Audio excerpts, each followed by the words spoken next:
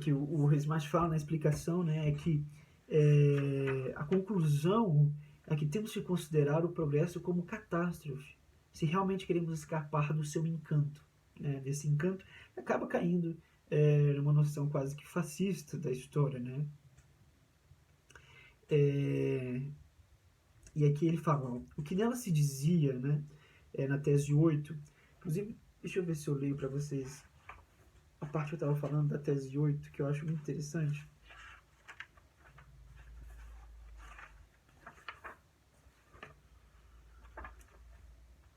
Fala o seguinte, ó. O espanto em constatar que os acontecimentos que vivemos ainda sejam possíveis em pleno século XX não é nenhum espanto filosófico. Ele não está no início de um conhecimento, a menos que seja de mostrar que a representação da história de onde provém aquele espanto é insustentável.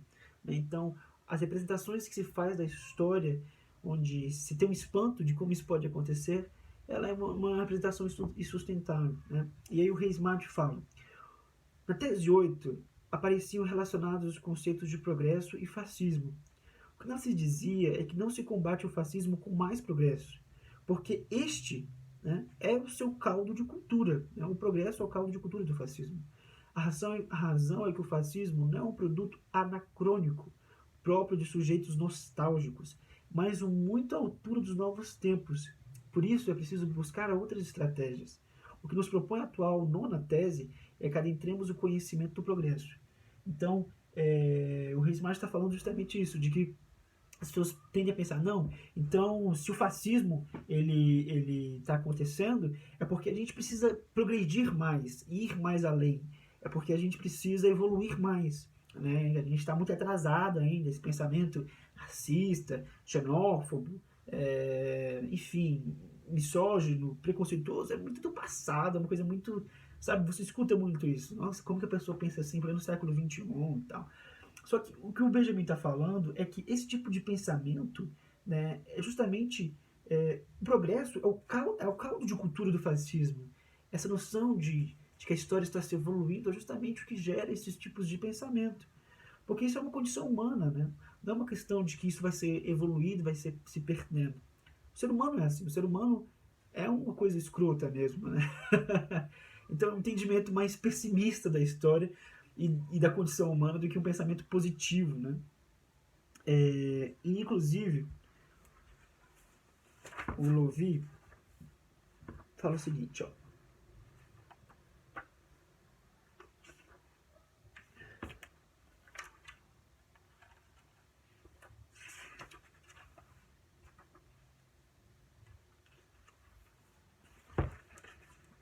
Ó, um dos trunfos do fascismo, salienta Benjamin, é a incompreensão que seus adversários manifestam em relação a ele, inspirados pela ideologia do progresso.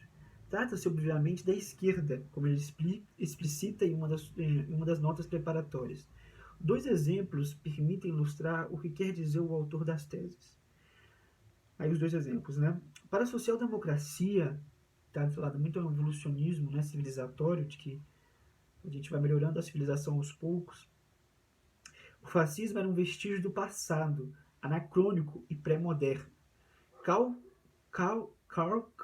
Kautsky, em seus escritos dos anos 20, explicava que o fascismo somente seria possível em um país semi-agrário como a Itália, mas jamais poderia se instalar em uma nação moderna e industrializada como a Alemanha. Que ironia, né?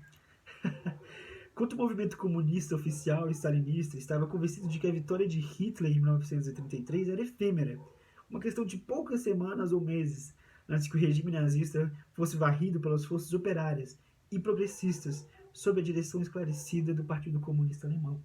Que ironia, né? É justamente disso que o Benjamin está falando. Essa visão que, na verdade, só satisfaz aos fascistas. Né? De que não, isso vai passar. É uma coisa que a gente tem muito aqui no Brasil também. Não, isso não vai durar muito, isso vai acabar logo.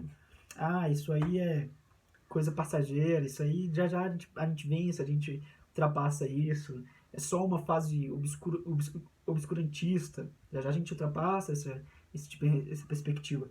Só que as pessoas não entendem que isso, na verdade, isso que a gente está assistindo e vendo horrorizado acontecer no Brasil e no mundo, é fruto justamente desse progresso em que a gente acredita, né? De que a gente acha que as coisas vão melhorando com o tempo. Na verdade, não. Né? E o Benjamin está falando a respeito disso.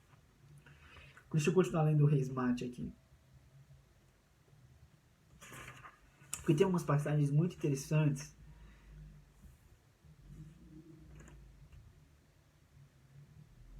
Olha só. Para nós, as ruínas, os escombros e cadáveres são acontecimentos com que se tece a história. Uns serão positivos e outros negativos, mas todos têm o seu lugar no processo e todos contribuem para a realização do destino do homem na Terra.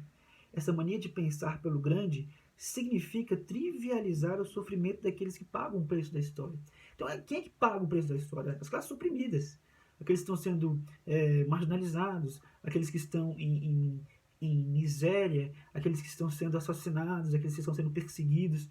Então, esses são aqueles que estão pagando o preço da história, que é uma história dentro de uma concepção positivista e que vê a história como progresso. Quem está pagando a história, né, são essas pessoas, e para essas pessoas o progresso nunca vai chegar, para essas pessoas o avanço e a civilização nunca vai chegar, né? Inclusive o que o Reis Mate fala no final da teoria da tese 8, que ele fala que o olhar a história com a visão dos oprimidos, é preciso olhar a história com a visão dos oprimidos. E aos olhos destes, os que vivem com 2 euros por dia, ou os negros pobres de New Orleans, a democracia formal, o Estado de Direito e as declarações da ONU, ou seja, as conquistas desse avanço civilizatório e progressista, não podem encobrir a cruel realidade de que, para eles, o estado de exceção continua vigente. Então, enquanto nós vivemos em um estado democrático, existem pessoas do mesmo tempo que estão vivendo em estado de exceção. Né? Então, o que o Reis Mate está falando é justamente isso. Essa mania de pensar pelo grande, né, significa tribalizar o sofrimento daqueles que pagam o preço da história. Enquanto nós construímos um macro relato com os distintos avatares da história, todos elevados agora à condição de acontecimentos, isto é, de pilares da grande história dos homens, o anjo pôs a descoberto tudo o que há de vida frustrada nesses acontecimentos. O que o historiador convencional, ou seja, nós, constrói a história que se conta. A visão do anjo é a do alegorista. Ele será impotente na hora de dar uma resposta, mas já vislumbrou o problema. Captou a vida que jaz debaixo dos escombros. Ouviu respirar do que parecia inerte. Até escutou um leve sussurro que emerge desse passado abandonado e fala do seu direito à felicidade. Esse rosto voltado para trás é uma fonte de vida, porque divisa um projeto de futuro na vida frustrada. Tá? Então, o fato do anjo ter o olhar voltado para trás é uma fonte de vida, porque divisa um projeto de futuro na vida frustrada. O anjo da história é um profeta do presente, pois que conhece o que jaz oculto sob nossos pés, um jazigo que transformará a política em um momento de novidade, não de mera repetição do passado. Então, apesar desse anjo ser um anjo inerte, ele traz uma perspectiva interessante, que é que o olhar dele não se volta para o futuro, em momento algum. Né? O olhar dele permanece voltado para o passado, permanece voltado para as catástrofes, permanece voltado para a destruição. Então isso é importante, uma concepção de história a partir do Walter Benjamin, que é que a história ela tem que se atrelar aos derrotados, ela tem que olhar para aqueles que foram derrotados, para aqueles que foram oprimidos, para aqueles que foram assassinados. Uma história que se prega apenas a repetir ou anunciar ou engrandecer os grandes feitos, os grandes fatos, os grandes nomes, na verdade é uma história fascista quase. Uma história progressista e fascista, que tende ao fascismo. Porque é uma história que não reconhece a dor do vencido e a dor do oprimido. Né? Então, essa concepção positivista da história é uma história praticamente factual, mas que só repete, né, o feito dos grandes. Onde a tarefa até anotei aqui, onde a tarefa do historiador seria simplesmente de representar o passado tal como ele propriamente foi, né? Uma ideia de um historiador neutro, quando na história não existe neutralidade. Né? Isso na verdade é um grande mito. A gente precisa ter uma concepção em que ao narrar a história é preciso analisar e ter uma concepção crítica da história. Não é ficar puxando sardinha para um lado ou para o outro, mas é analisar a história de forma crítica, de forma a ouvir o vencedor e o vencido, né? E aí, inclusive, em uma das teses, acho que é a tese 8, o Benjamin fala, né, que os mortos não estarão seguros diante do inimigo se ele for vitorioso. Isso porque aquele que vence, ele tende a apagar o vencido, né? E até o Hitler tem uma frase que ele fala que os únicos que possuem o direito de contar a história é o vencedor. Isso é interessante, porque se o Hitler tivesse vencido a Segunda Guerra Mundial, daqui 200, 300 anos, ninguém saberia a respeito dos campos de concentração. Ou você teria pouquíssimos relatos sobre isso, isso seria uma coisa mais apagada. Se a gente tivesse o único papel de contar a história dos vencedores. Então é preciso ter essa noção mais crítica da história. E aí, tratando-se dessa concepção quase que religiosa que o Walter Benjamin fala, tem uma questão interessante que fala o seguinte, ó, essa visão pessimista que o Walter Benjamin tem da história. A história começa no 8º dia da criação, isto é, quando o homem, uma vez criado, começa a exercer a sua liberdade. O fato de o primeiro ato livre narrado ser surpreendentemente uma transgressão que dá origem à expulsão e com ela a uma existência de morte e sofrimentos, é uma maneira de dizer que a lógica da história do homem é catastrófica. A tormenta que inaugura a história do homem é a mesma que o expulsa do paraíso. Então, a compreensão da história, inclusive teológica e teológica judaica, cabalística, é compreender que o primeiro feito da humanidade foi um feito catastrófico. Então, entender que o curso da história humana, né, e o curso da história progressista, que tende a ver a história como progresso, é a catástrofe. Né? Acho que tem outras partes aqui que falam.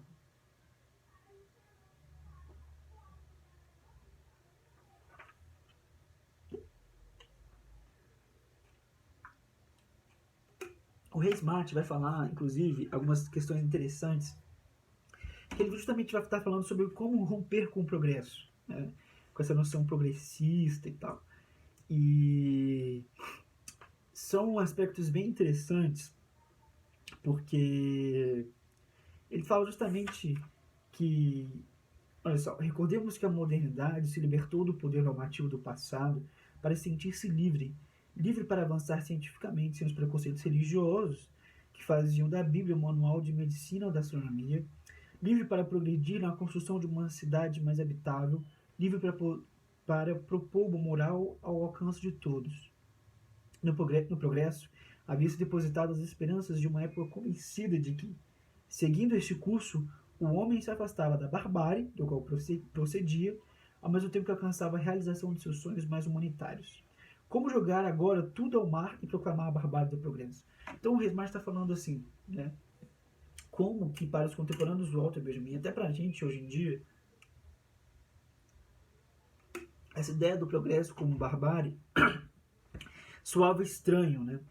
Porque o progresso e essa ideia de progresso é justamente uma ideia que a modernidade criou ao se desvencilhar da Idade Média, da concepção em que a religião controlava tudo, né? A igreja controlava tudo, de uma ideia de que agora nós estamos livres para conseguir obter o que quisermos, livres para avançar, livres para fazer o que quisermos. Né? Que o conhecimento é libertador, que o conhecimento vai libertar a humanidade dessa opressão, e que o conhecimento e a técnica e a tecnologia vão ser tão grandes ao ponto de no futuro a gente se libertar, né? E de que esse libertar da opressão, libertar da miséria, da pobreza, de que o conhecimento vai nos libertar por meio da tecnologia, por meio do progresso.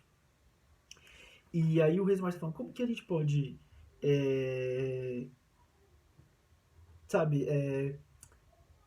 largar a mão disso, né? Como a gente pode abrir mão disso, assim, da noite pro dia, né?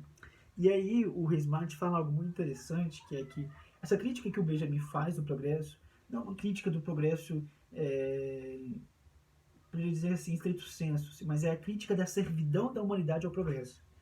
E se o progresso ele deve existir para servir a humanidade, para servir a raça humana, e não o ser humano como servindo a esse progresso, né? Servindo e pessoas morrendo e catástrofes acontecendo em nome do progresso.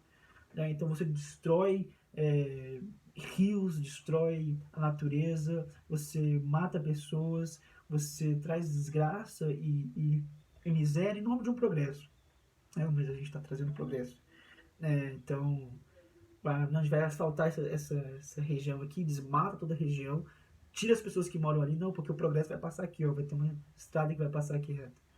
Eu acho que a gente pode pensar muito nessa concepção de estrada, da estrada que se abriu, a transamazônica, né? Enquanto isso não foi trazendo as coisas que o progresso, dizendo que vai trazer progresso, vai trazendo destruição e morte, que o anjo vai vendo, né? Esse crescendo cada vez mais, né? Deixa eu ver aqui.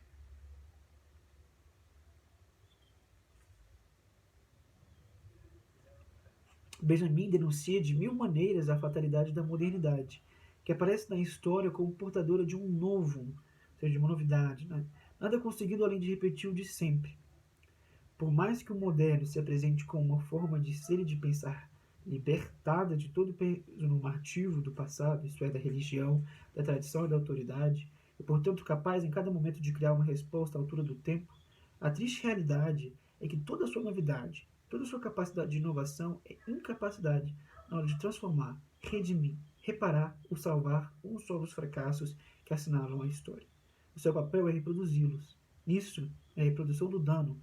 A história é o conto que nunca acaba. Então, justamente, de que o progresso, essa noção de que o progresso está nos redimindo, ele, na verdade, e que ele traz uma novidade, né? E toda a inovação tecnológica é incapaz de transformar, redimir, reparar ou salvar um só dos fracassos que assinalam a história. Por mais que a tecnologia avance, ela nunca vai ser capaz de redimir os mortos em Auschwitz. Ela nunca vai ser capaz de redimir os mortos de Hiroshima e de Nagasaki. Na verdade, a tecnologia e o progresso ela tendem, cada vez que se avança, mais a servir a, a catástrofe, a morte, né? Pensa no que a bomba atômica não poderia ser feita, todo o estudo e toda a tecnologia que se foi desenvolvida, né, na bomba atômica, não poderia, se ela tivesse sido utilizada para outro fim, não poderia gerar tantas coisas boas. Mas ela está sempre pautada nessa noção de catástrofe, né? Porque a história humana e o ser humano, ele tem uma maldade intrínseca, aquilo que o vai levando à catástrofe, né?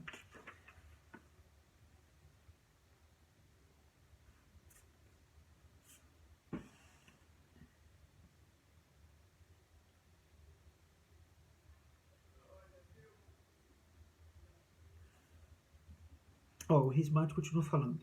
O progresso é infernal.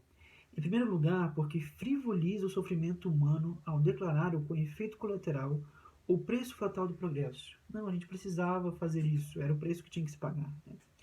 Ele foi considerado assim pelos grandes filósofos do Ocidente, inclusive pelos mais revolucionários.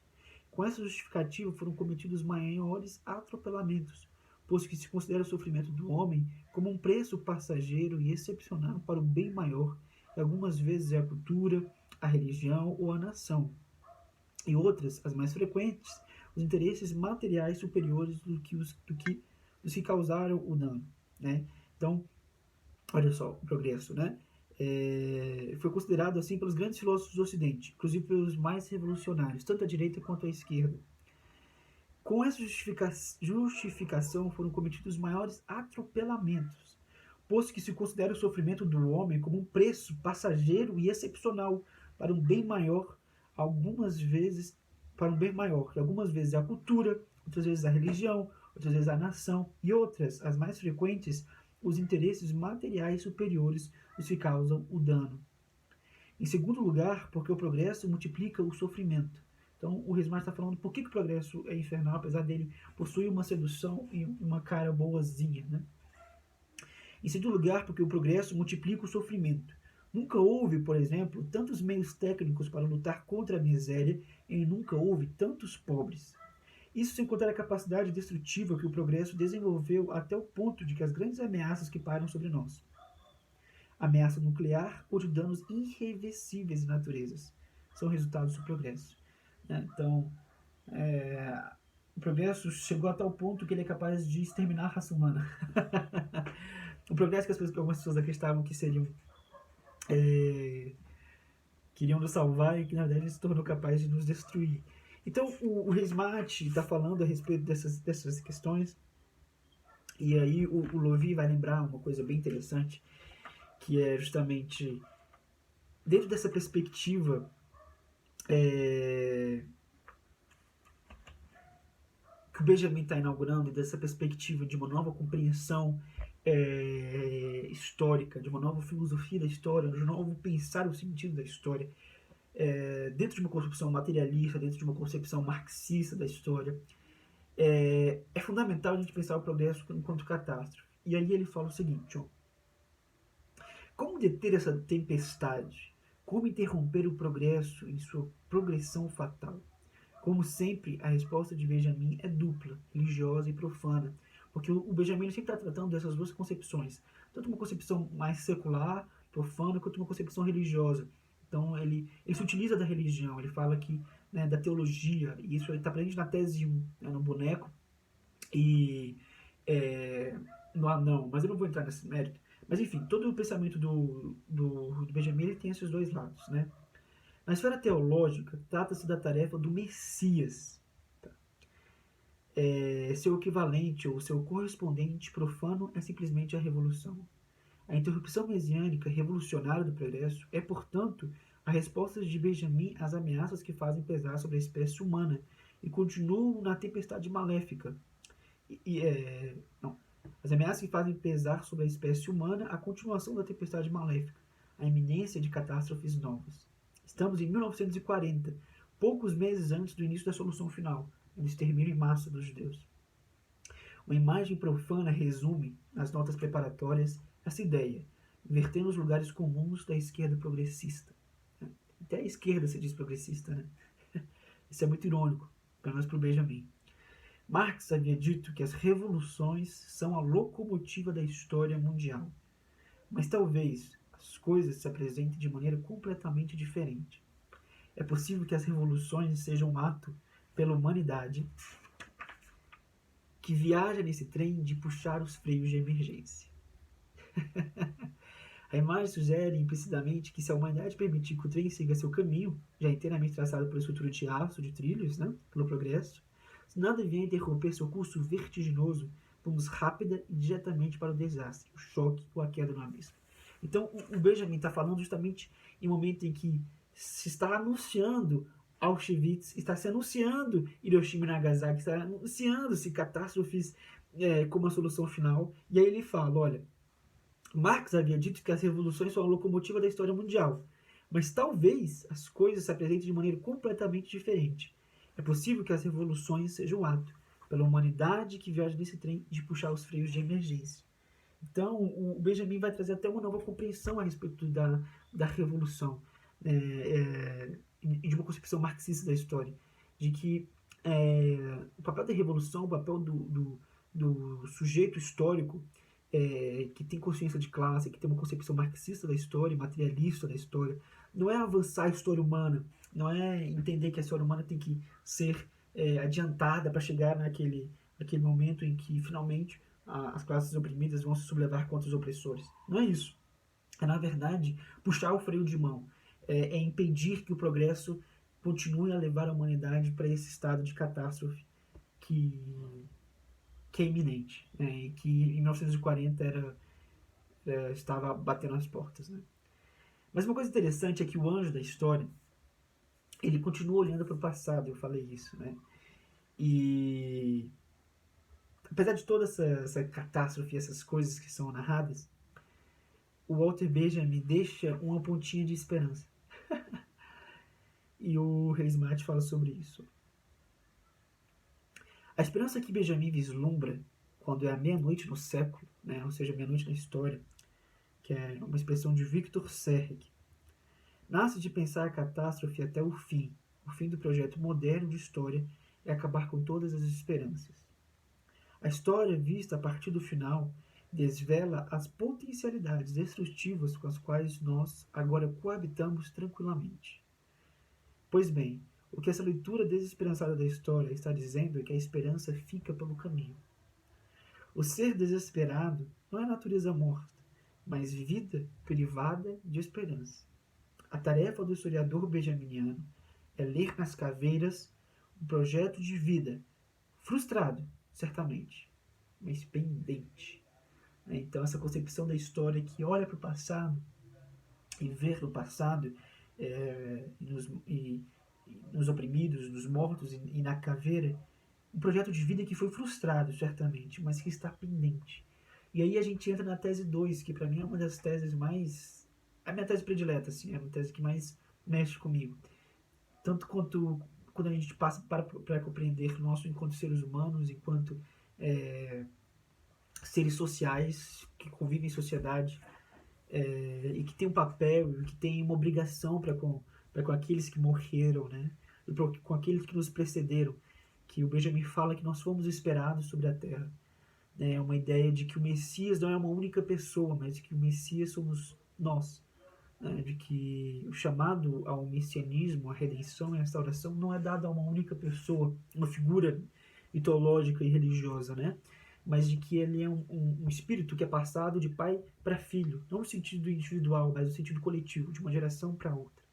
E de que o papel do historiador benjaminiano é sempre olhar para a caveira, entendendo que ali há um projeto de vida frustrado. Não é uma perspectiva otimista, esperançoso, não é isso. Mas é entender que esse projeto de vida que foi frustrado, ele está pendente. E se ele está pendente, cabe a nós pensá-lo, refleti-lo e talvez realizá-lo. Tá bom? Amigos, é isso. Espero que vocês tenham gostado do vídeo. Esse vídeo longuíssimo. Mas, enfim, espero que vocês tenham gostado. Espero que tenha feito vocês refletirem aí sobre algumas questões. E é isso. Deixe aí os seus comentários. Vamos comentando um pouco mais sobre essas questões, tá bom? Tchau, tchau.